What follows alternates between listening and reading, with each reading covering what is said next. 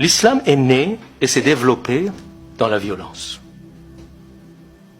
Et cette violence a presque toujours pris la forme de guerre civile. Toujours. Quelques évidences, ceux qui connaissent un peu l'histoire de l'islam, mais je vais dire rapidement quelques évidences. Les dernières années de la vie de Mahomet sont passées à faire des guerres, ce qu'on appelle les batailles du prophète. Ces batailles étaient dirigées contre sa propre tribu, Quraysh, tribu mecquoise, et à l'intérieur de ces tribus, tout le monde est parent de tout le monde. C'est-à-dire les guerres, les batailles du prophète étaient dirigées contre ses oncles, ses cousins, ses neveux, etc., etc. Donc, guerre civile. Le prophète meurt, selon certaines traditions, empoisonné, donc peut-être de mort violente. La question de sa succession donne naissance à des violences extrêmement fortes, dans lesquelles sa propre fille, la fille de Mahomet, meurt à cause de ces violences sur la succession du prophète, Fatima. Premier calife, Abu Bakr. Pendant son règne se déclenchent ce qu'on appelle les guerres de l'apostasie. C'est un terme impropre parce qu'il n'y a pas encore une religion pour qu'on la renie, n'est-ce pas? On oublie souvent qu'une religion, pour être acceptée pour tout le monde, pour être institutionnalisée, met plusieurs siècles. N'est-ce pas? Donc 2 ans après la mort du prophète, il n'y a pas d'islam. Donc il n'y a pas d'apostasie. Mais simplement, beaucoup de ces adeptes, comme cela se passait depuis toujours en Arabie, après la mort d'un homme charismatique, voulaient retourner simplement à leurs croyances ancestrales. Et donc, le premier calife veut les en empêcher, ce qui aboutit à des guerres absolument abominables entre Arabes, et je ne dirais pas musulmans, parce qu'il n'y a pas encore de musulmans, et mahométans, c'est-à-dire les adeptes de Mahomet, donc des guerres civiles. Deuxième calife, Omar, l'artisan des grandes conquêtes, donc des guerres, qui ont été beaucoup moins violentes que les guerres entre musulmans eux-mêmes, bon, mais quand même des guerres de conquête.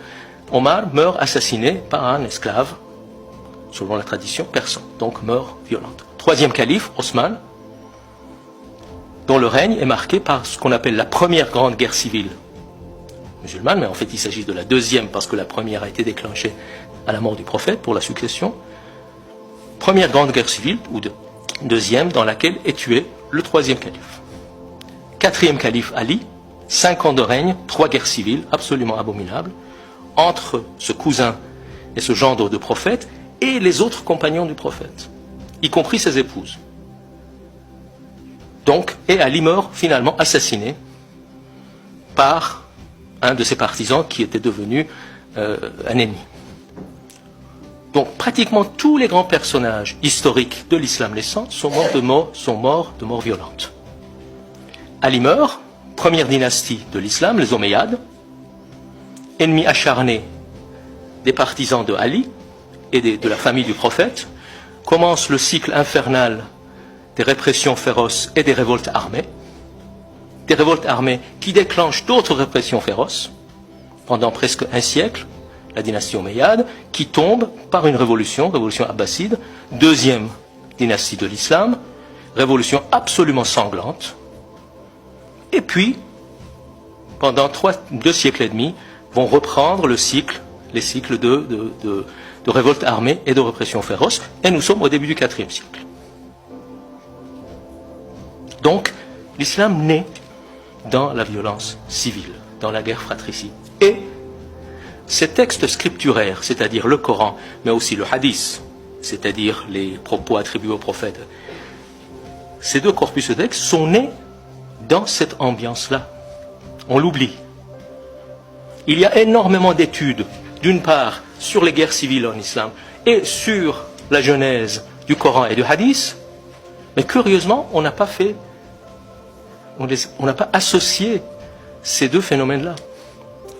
Et c'est d'autant plus curieux que, de part et d'autre, nous trouvons les mêmes personnages qui ont joué un rôle extrêmement important dans les guerres civiles et dans l'élaboration du Coran et puis du hadith.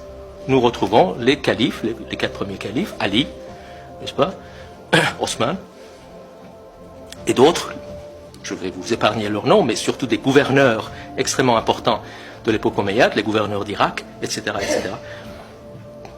Donc, Donc on ne peut pas imaginer que les gens s'étripaient le long de la journée et puis le soir venaient rentrer chez eux sur le bureau, ils essayaient d'élaborer le Coran et le Hadith. N'est-ce pas? Donc ces deux corpus, ces sources saintes de l'islam sont nées dans un contexte de guerre civile et bien sûr les différentes factions avaient leur propre texte.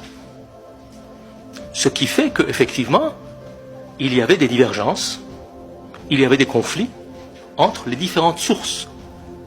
Le Coran officiel, qui est appelé le Coran de Osman, c'est-à-dire le troisième calife, était un des Corans, mais les partisans de Ali avaient leur propre Coran, les partisans d'autres compagnons du prophète avaient leur propre recension coranique, etc.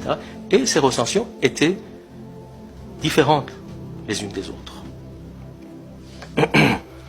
Alors, dans ce conflit, les partisans de Ali soutenaient que le Coran contenait énormément de noms de contemporains de prophètes.